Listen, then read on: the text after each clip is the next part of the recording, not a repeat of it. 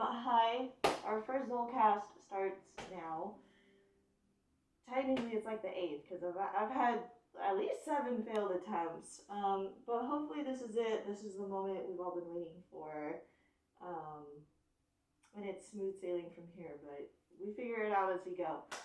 Hi, it's nice to formally meet you. I go by Zol most commonly, just because people don't really know how to say my name. Don't blame me either. There's a lot of VXY. I don't even know what's thrown in there. It just looks like the alphabet threw up on my name. But officially, if you want to call me by my full name, go ahead. It's Zolvixie. But to make it simpler, if you want to just call me Zol, I'm more than happy going by Zol. A lot of people call me Zol anyway. Go by Zol. Keep it short, simple, sweet. Zol it is. If you're new here, hi, welcome. If you're not new here and you kind of know me based on my TikTok lives, we're here. We're just not live. I don't really know what I'm known for. I dance on TikTok a lot, which apparently I don't ride my bike, but whatever. That's for another day. I do ride bikes.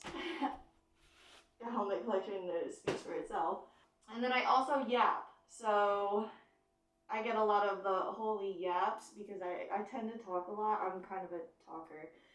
So that's what this is for. I can talk to you guys if you're bored. You have some downtime, put me on, fall asleep if you want. I don't care, I'm just here. A lot of you guys tend to bring me to work with y'all. Oh my god, bro. Oh, hell no, man. What the fuck, man? Get your ass on. If you're at work right now, I guess we're at work together. But anyways, I wanted to use this first video as like an intro so that you guys can kind of get a little bit of background from me. Mostly kind of like a get to know me a little bit. Because I think I gotta start on that foot so that you kind of get an idea of me, and then I can just, like, we can just keep yapping from there, right? So a lot of misconception happens because I dance on TikTok. A lot of people think I hopped on the bandwagon. I understand why. I have the pistas, I have an S1K, the influencer bike, and I'm a female. Okay, so by default, I'm like to a T, pen and paper, influencer, bike talk person, okay? However, that's not the case for me. I can't vouch for anybody else. I can only vouch for myself. I'm going to give you a little history on how I even got to where I'm at a little bit. So, back in my day, little auntie head on. So, back in my day, I was really, really young. I want to say like elementary school type young, like young. And I grew up on dirt bikes. So, I would rip dirt bikes. I've basically been into, I guess I've been on 2 wheels for years, okay? Just street different. We'll get there. So I grew up on dirt bikes, and you're like, Zol, what kind of dirt bike did you ride? I have no idea. This is like elementary school we're talking about, okay? My dad handed me a bike, and I rode it.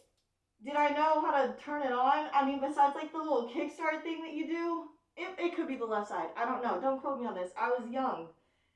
But I'd sit on it and go. No questions asked. Orange helmet, and I had a black mohawk. Zol was cooking, okay? Zol was cooking. And that was it. That was like the only thing that crossed my mind was what color my bike was and if it worked or not. And if I had gas, you know what I mean? So that's explains my like dirt bike side of things. I did a whole motocross camp. I remember my first like lap around the camp, because they obviously want to see improvement. So you do a lap at the beginning, you do the whole session as in like, I don't even know how long it was because I was a kid, like maybe a week long, something crazy. But you do it at the beginning, you do it at the end, and at the end I'd already cut down like a minute or so because I was so scared when I first hit it. But anyways, so that's where I started. That's where my passion and love for 2 wheels kind of took off, and I went from there. Took a little break because, you know, school happens. I think you grow up a little bit. You move to different areas. Opportunities aren't necessarily what they were. So I think we had sold the bikes for a little bit. Grew up, whatever. Then Zol enters college. Oh my God, Zol did college? Yes, Zol did college. And it was actually my dad's idea to be like, hey, why don't you get a motorcycle? Because parking was so bad at this college. Like, I kid you not, it was backed up for miles, okay? But you know what was always available? Bike parking. So I was like, yeah, like, let's do it. Let's go to the street because I actually love bikes. So I was like, say less, you know? When I got my first street motorcycle, that is where I begin my experience, okay? Because I say I've been riding for years. Technically, I've been riding like my whole life if you include dirt bikes. However, me personally, this is just my opinion. I think dirt bike experience is different than motorcycle experience. One, you're on the street, you have cars and a lot of legal things. On the other, you're dealing with dirt, you're ripping it, you're not. They're separate, but they're the same. Muscle memory wise, like clutch, brakes, all that, that's all the same. Okay? So it is similar, but it is different. So when I say that I've been riding for years, I'm beginning my journey on my first street bike because I ride the street. So I started on a little Kawasaki Ninja 250. That thing was terrible. It was super heavy. It died on me at least 2-3 times. Hated it. But it did give me the parking. So I was like, okay, cool. I had the ugliest little leather jacket on. I think I was just wearing jeans at the time. Humble beginnings. When I tell you humble beginnings, I mean humble beginnings. This did not just spawn in, okay? I think my helmet was in HJC and it still had like the little visor thing on it.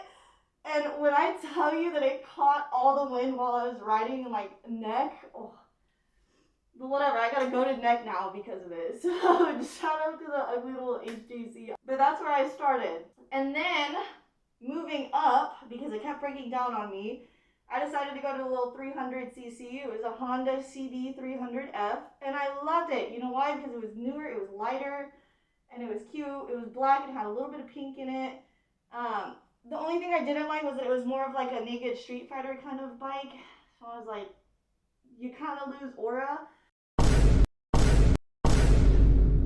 However, TikTok, aura, bike talk didn't even exist at the time, so I could kind of like, you know, get away with it for the time being. But it was a really comfortable bike, never had any issues with it, loved it. And then I think that I started taking some pictures on that bike, and like posting those, because I don't think I ever took any on the 250, but the 300 is where it took off. The reason I ended up getting rid of this 300 is because if you're in one-way streets, it was kind of hard to pass like safely, just because I needed a little bit more speed to like safely go around a car. So I was like, I love this bike, but I do need a little bit more. So then I get the CBR 500R, okay? To me, that was like a sports bike. Now that I have the S1K, the R6, whatever, like, I look back on it, and like, you're literally sitting so upright. So basically, what I was thinking of was, oh, I can't believe you've done this. Oh. I'm like, sport bike? Where, girly pop? Like, the only thing sporty is like the fairings. I know that now. You don't have to tell me that. But at the time, I was like, yo, this is sick. Like, it felt like I had a lot of aura. Like, I obviously didn't, but... So I love that bike, and I was like, this is it. Zol doesn't need any more CC. Zol doesn't need to go any faster. It's the perfect bike for me. Insert old lady driving a Honda Odyssey. Decided to pull out in front of me. Crashed. I high-sided. They said I flew 5 to 6 feet in the air. Totaled my bike. So that was short-lived. I think on this time, mind you, on my 300, that's where I got the Icon Air Flight. I'm not trying to like dog on them, but it's a really heavy helmet, and the fact that it's a full face shield, don't. Yeah. See me out, you don't. Then by my 500, I just got my Voss helmet. And I put like the cringe, like, I know I say cringe, but the glowing lights on it. And I had it for maybe a month and then crashed. However, shout out shout out them because it did save my life. So, whatever, that happened. 500cc gone. And at this point, this is where my dad threw in the towel. He was like, I'm done with bikes. You're done with bikes. You traumatized me. That's it. And I was like, yo, respectfully, I'll take it easy for now. Okay? That's where I started getting into cars, which kind of will eventually explain that in 3. But that's where I kind of started getting into cars because I was like, I can't go from fun little bike to boring little daily whip. So I had a little bit of a car journey there. Getting back to bikes, this is where social media started to become a thing, okay? Mind you, the entirety of like the 250, 300, 500, like that's a long span of time. I'm just speeding it up for the sake of explaining it. So by this time, social media is kind of like picking up a little bit. Bike talk's not what it is, but it was getting there, okay? And the R7 had just dropped, the R10 had just dropped. So you know what Zol does? Zol was like, let's do it. Bought an R7. Vroom, vroom. Bought the R10 helmet, Alpine Stars. And I was like, we're cooking. I still had my old Alpine Stars jacket, still wore jeans, still had my old Alpine Stars shorty boots, like no aura. Still no aura, okay? But my bike was clean, actually. Like, I loved the clean. It was Nardo gray. It had gold wheels. It was pretty sick. Everything was fine and dandy. Loved it. Plenty of power. Super torquey. Loved to practice to wheelie on it, even though it's terrifying. But I took it pretty easy. And looking back on it, like, it's like you're really capped on where you're at, where you live. Because I was fine just riding, but now it's like I'm motivated to like do more when I ride. Whatever it is. Anyways, that's a whole different story. So R7, fine. Perfect bike. Amazing. Never had any issues with it. Maintenance was great.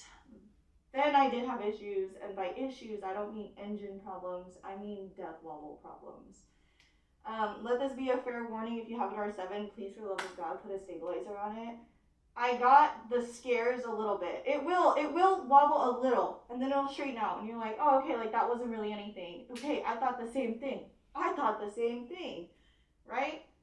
However, it happened maybe 3-4 times. Didn't think anything of it. I was like, okay, like this, we're chill. No, then all of a sudden, Zol's going the speed limit. Zol hits pothole, death wobbles, 0 to 100, high side, get flown off, land head first, and it was bad. So mind you, when I got hit by a car, I did have injuries. I broke my foot, broke my knee, broke my elbow, right? But it was fine, healed up, we're good.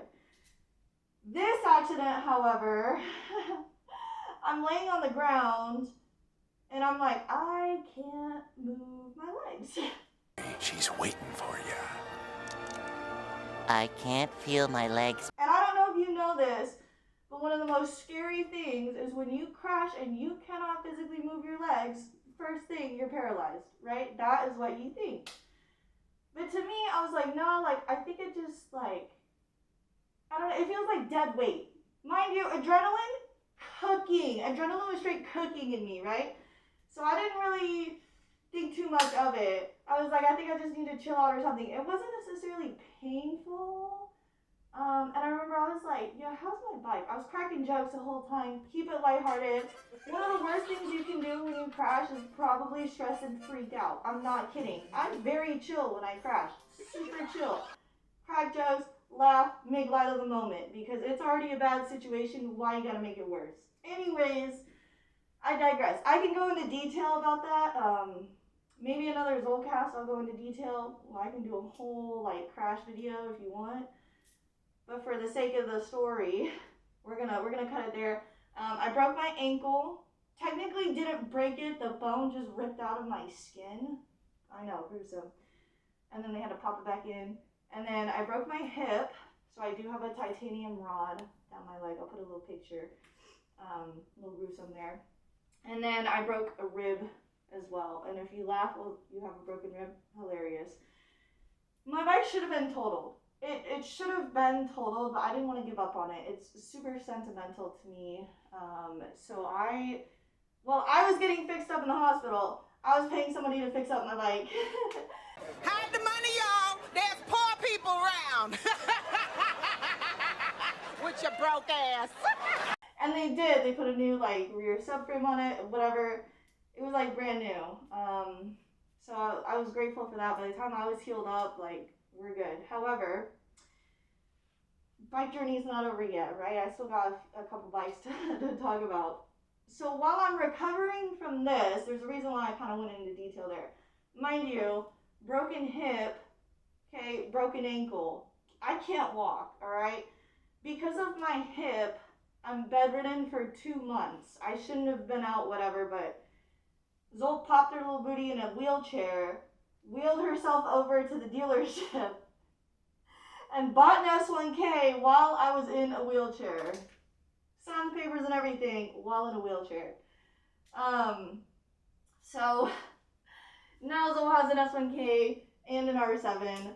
The story behind that is kind of, because you're like, Zol, what are you thinking? Yeah, Zol wasn't thinking. Zol bought it for her ex for his birthday, as a birthday present. And then said person broke up with Zol, so Zol got stuck with S1K. But title was still in Zol's name, so Zol ended up keeping S1K. So that's kind of like quick explanation as to why I have the S1K, because why else would I have bought it? I wouldn't have. I was completely fine with the R7. Obviously, after getting broken up with, I'm like, well, I have this S1K, I don't necessarily need it. Tried to sell it on Marketplace. Me being a girl, you get extremely undermined, you get lowballed. I can buy an S1K stock for cheaper on, like, straight out the dealership, no miles, blah, blah, blah, blah, blah. And then they proceed to send you a picture of a completely bone stock S1K. I'm like, look, I understand some of these mods I'm not even charging for. The Rizoma mirrors, the tail delete, whatever else was already done. It was basically a new bike, I'm not kidding. But mine had the M package and the carbon package and all that. It wasn't just bone stock, it had the packages on it to make it a little step higher, okay? But these guys were comparing it to a bone stock, so I was like, you're already stupid. I understand I'm a girl, but like, come on, man. And I was like, if you can find it lower like that, then go buy that one. You know what I mean? Like, don't try to argue with me. So after I've had enough, right? I got fed up with that. Took the posting down. I was like, you know what? I'm not selling the S1K then. I'm gonna sell the R7. And that sold within like a heartbeat. Everybody wanted the R7. The R7's an amazing bike. I will say it is amazing. It's just very traumatizing for me now. And the reason being is because like I was still recovering, right? My injuries was still recovering, and I couldn't really ride both bikes. Okay, I didn't have time to do that. I hardly have time for the one because I was still recovering. So that's why I posted it, failed at the S1K and trying to sell that one. So then I sold the R7, and then I got stuck with the S1K. S1K is beautiful. By this time, after, because remember I had the R10, then I crashed head first. R10 is cooked, okay? Helmet, gone. When I got the S1K and I was recovered and I was able to ride again, that's when I bought my first Pista. Smooth as butter. I can do another video explaining like the differences of what I think of all these different helmets that I've worn and like my helmet history specifically. If you want, I can do that, but just know there's a reason why I have so many pieces. This is not my entire collection. I do have more off camera. I just don't need to show all of them. So anyways, by this time, with S1K, I had my first Pista. So now I really am looking like the influencer, right? Whatever, it's cool, it's aura. You're like, oh, this isn't tough, I know. So now I'm stuck with S1K, got my Pista. This is where I really start taking content a little more seriously. This is where Bike Talk Dance started to take off a little bit. I was posting a little bit more with the R7, then I really started posting with S1K because I was like, I mean, it is an influencer bike. So kind of took advantage of that. Got it wrapped. A lot of you guys know my S1K for that wrap because it was the green. It had like a little purple hue in it. I'm not going to list the the Wrap brand because they did not want to work with me because they said your content doesn't fit with what we're trying to go for, which, oh, more power to you, I understand, but also I don't think they realize like the amount of people that have asked me what color it is and where it came from and how many times I could have promoted them, but I didn't. The whole point was for me to get my stuff nice so that I can promote it, you know what I mean, and post it more. Now you look at my page, you see my bike all over. More than happy to tell you where I got it painted, whatever. Like, it's out there. It's out there. I post a lot of it. My car, we're gonna get there. We're gonna fix it up, whatever. So, anyways, back to the story because I digress. S1K started posting more. With that being said, ended up moving. A lot more opportunities opened up because there's a lot more videographers here, so you're able to get more rollers, pictures, aura farm, whatever you want to say. With that being said, relocating changes the game. Back where I was at, you're kind of like stationary. You're like, I'm fine riding in a straight line. Cool, more power to you. Being here, I want to hit the track. I want to try and learn how to wheelie. Apparently do stoppies too, because if you've seen the video, where I do a stoppie.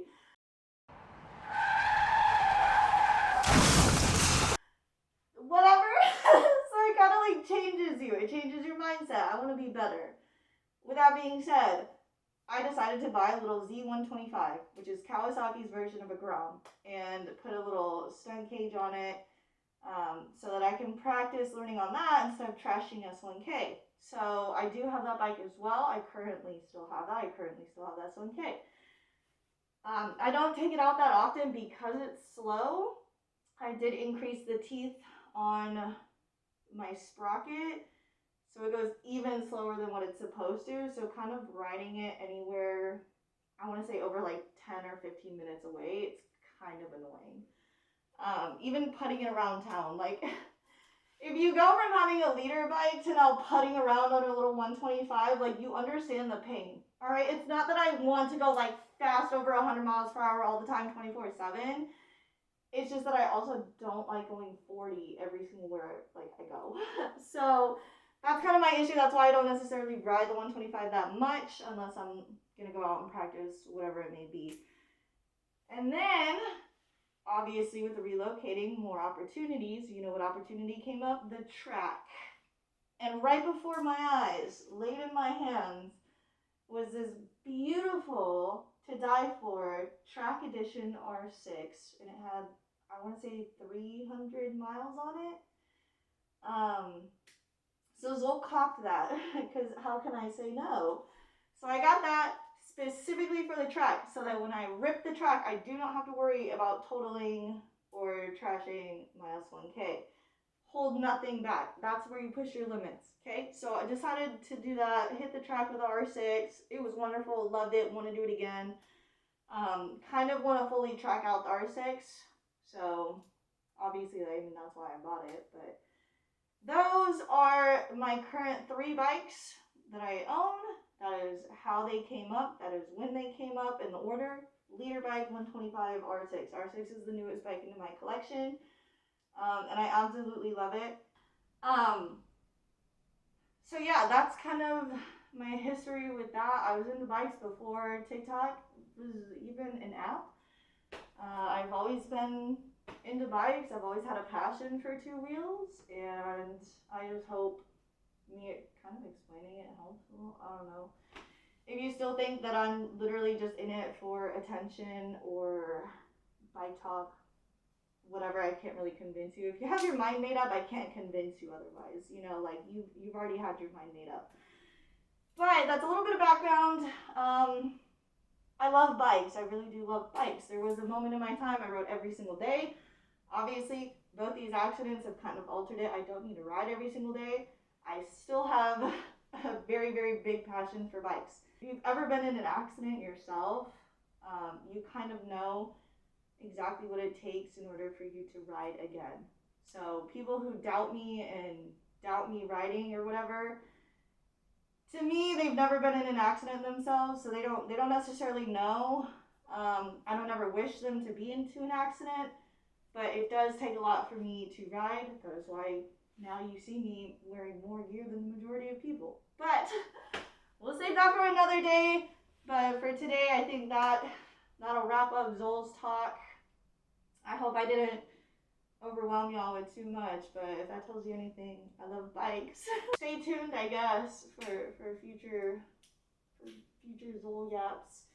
And if you enjoyed it, you can always catch me on a TikTok live, I guess. I don't really know, but please comment below if you have any suggestions or anything. Constructive criticism helps, especially when I'm in the beginning stages of not only posting, but figuring out video-wise, audio-wise.